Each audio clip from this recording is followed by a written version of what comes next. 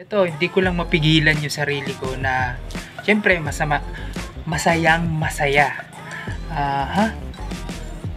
Alam ko masaya ka rin eh. Alam ko Gilas fans ka rin eh. Pero yun nyo, sa sobrang tagal na hinihintay ng mga Pilipino fans, ang Gilas fans na mangyari ito yung ganitong sa dinami-dami ng struggle na nangyari sa Gilas mula sa World Cup, simula papunta rito sa bago mag Asian Games, nagkaroon ng kaguluhan, hindi naman kaguluhan, totally hindi pagkakaunawa ng both side, or talagang medyo naguluhan yung team, kaya mayroon nawala, mayroong pumalit, kaya nagkaroon tayo ng sa umpisa pa lang hindi na maganda. Tapos nung naglaon, nagkaroon ng hindi magandang hindi magandang pagkakaunawaan. Pero nung nasa competition na, maganda umpisa yung sa Bahrain, maganda yung sa Thailand, tapos nagkaroon ng pagdating dito sa may Iran, yun, doon ko naramdaman yung maganda talaga, na sabi ko darating sa point na magkakaroon tayo ng magandang posisyon.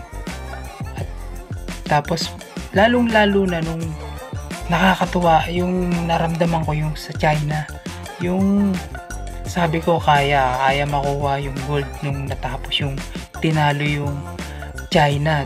Doon ko naramdaman talaga, doon ko naramdaman yung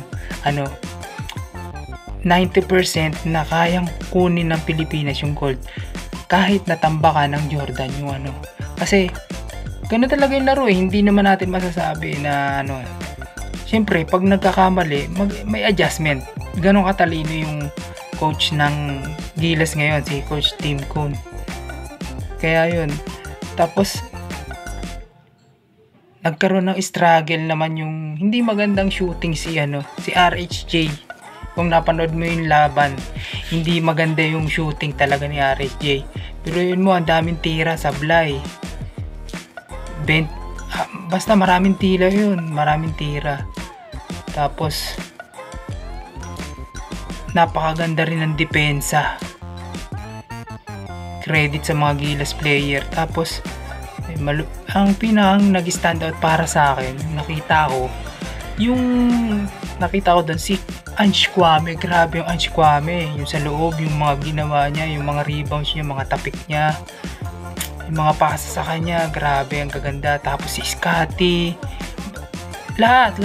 halos lahat ng player na nagsakripisyo para sa atin, para sa bayan, para sa pangalan natin, para sa iniintay natin. Alam ko maraming galit dyan on the both side, on the other side ng basketball.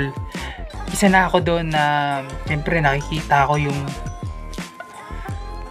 Pilipinas, yung mga mangingisda natin na ganun-ganun na lang kung pagtabuyan ng mga Chinese Coast Guard. So ayun, basta everybody happy tayo. At least naging masaya ang buong Pilipinas dahil dito sa panalong Gilas. Nanalo tayo ng ginto. Salamat Gilas, kahit papano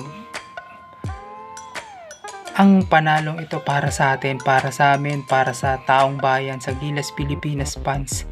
Salamat Coach Tim Cone, salamat Gilas players, salamat sa lahat-lahat. Nanalo tayo ng ito pagkalipas ng 62 years. 10 ang lamang, 10 points ang lamang. Congrats ulit sa Gilas, salamat. Anong masasabi mo sa pangyayaring ito sa Gilas? Comment down below. Thank you. God bless. Peace. Oops. Don't forget to comment, like, follow, subscribe para sa mga updated natin ganitong video. Thank you!